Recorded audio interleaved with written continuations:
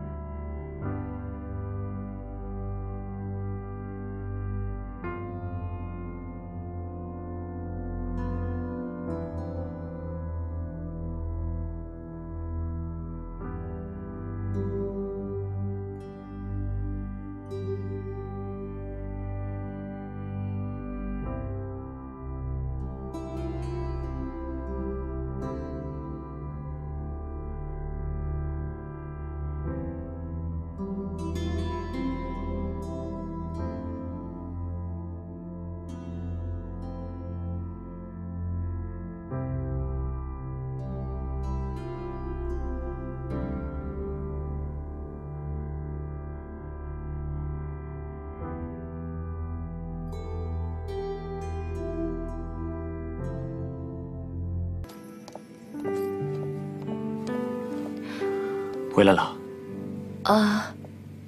你怎么在这儿呢？路过，顺便来看看你。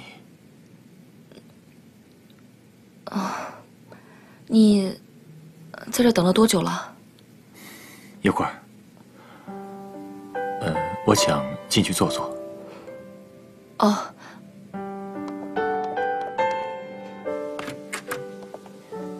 你脸色看起来不太好。最近睡眠少了一些。你这么晚过来，是有什么事儿吗？我已经跟别的投资方签了合同了，酒店的事情算是解决了。是吗？这是好事儿啊！来。可对我爸来说，就未必了。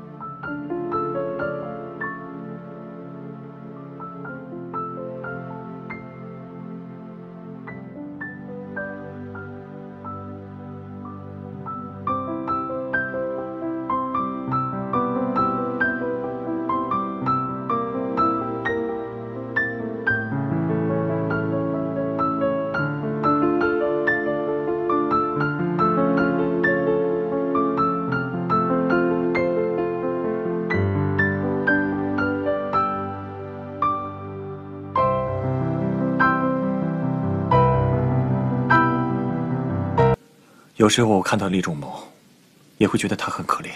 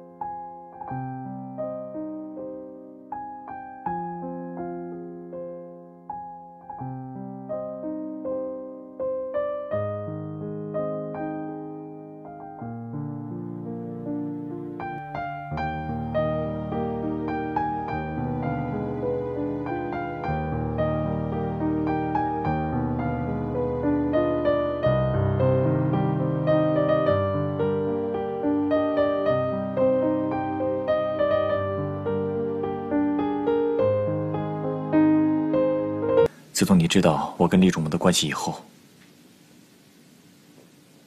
你有没有想过，或者怀疑我在利用你？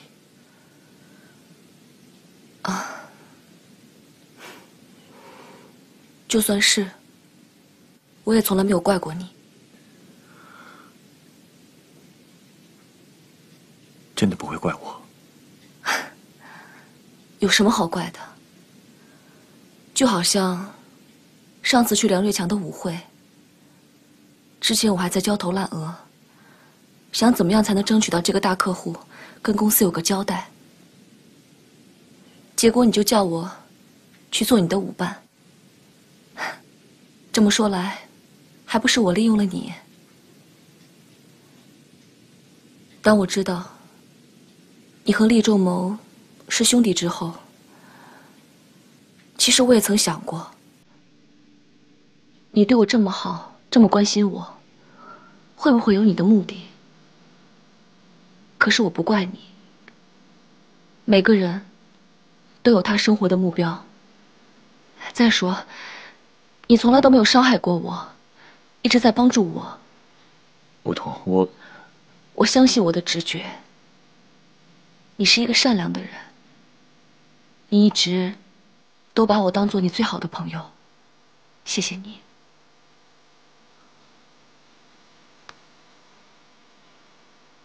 怎么了？我病入膏肓了，有一种病叫坠入爱河，知道吗？最早动心的人就会最早死去。我就是得了这个病。别不正经了。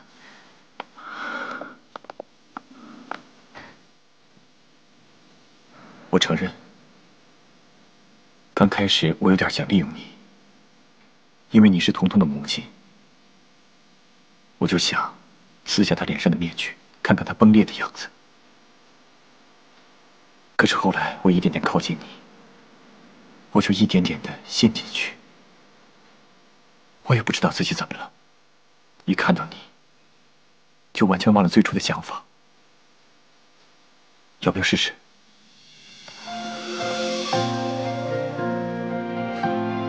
你很像。你别再开这样的玩笑了。这样你就紧张了，证明我还有药可救。你别闹了，今天发生这么大的事情，你应该快点回去跟你的父亲说一下。你记得不要跟他吵架，也不要着急，有耐心一点。哎呀，好了，你别站在这里，快回去休息。